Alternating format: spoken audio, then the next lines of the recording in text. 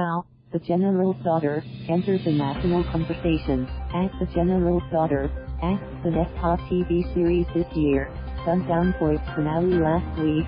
Netizens begged, cajoled and even threatened the team behind the teleserie not to kill off some characters, in particular those played by Paulo Avellino and Albert Martinez. Avellino's Franco was an endearing long-haired outlaw who went after the drug lord he once worked for. Martinez's Marshall was a star turn of sexy salt and pepper daring to depicting a wrong army general fighting for both his family and nation. The uproar on social media indicated how the action series captured the imagination of Filipino televiewers, raising their hopes not just for happy endings, but also for meaningful societal change. The General's Daughter revolves around the female lead, Angel Locsin as Arabella/Diana/Ryan/Yuno. She brought moral gravitas to her role, displaying her luminous look, as well as uncommon physical stamina and skill. Beyond this thrilling storyline, though, the series seems to have a grander ambition, to embark on a burlesque of Philippine politics. Drugs, politics, murder and news manipulation allow the politician to power play. His lieutenants tried to manage the media and ran a troll farm. As portrayed by the incomparable Terso Cruz, his face, swagger, charisma and bravenness eerily recalls the late President Ferdinand Marcos's death. Great statement underscoring the days of dictatorship and assassinations.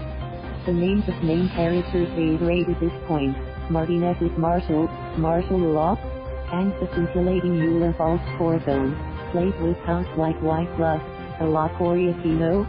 Even Ryan's surname was Bonifacio, like the national hero Andres Bonifacio, who jump-started the Philippine Revolution.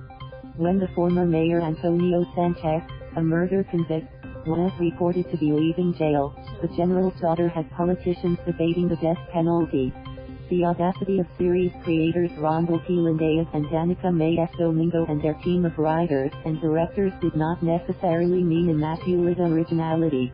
The series began by borrowing a scenario used by Robert Loveland in his 1980 spy novel The Bourne Identity, which became the basis for the Jason Bourne movies. The scenario was that a person fished out at sea suffered from retrograde amnesia and, to survive, needed to reclaim both memory and self. When it became clear to which General Ryan was the daughter of, the series should have been retitled The General's Houses because characters kept changing their hiding places.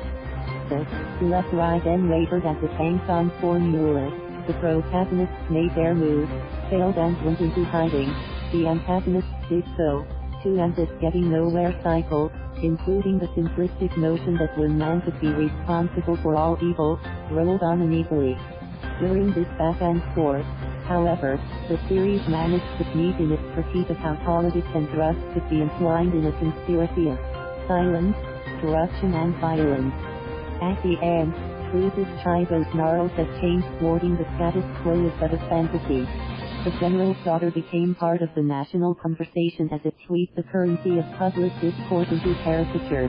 In the run-up to the finale, Ryan pretended to still have amnesia while the bad guys got ready to blow up the government hierarchy during an official ceremony. Interestingly, the sea served as a crucial recurring presence. As Ryan wondered in the final episode, her story began with the sea.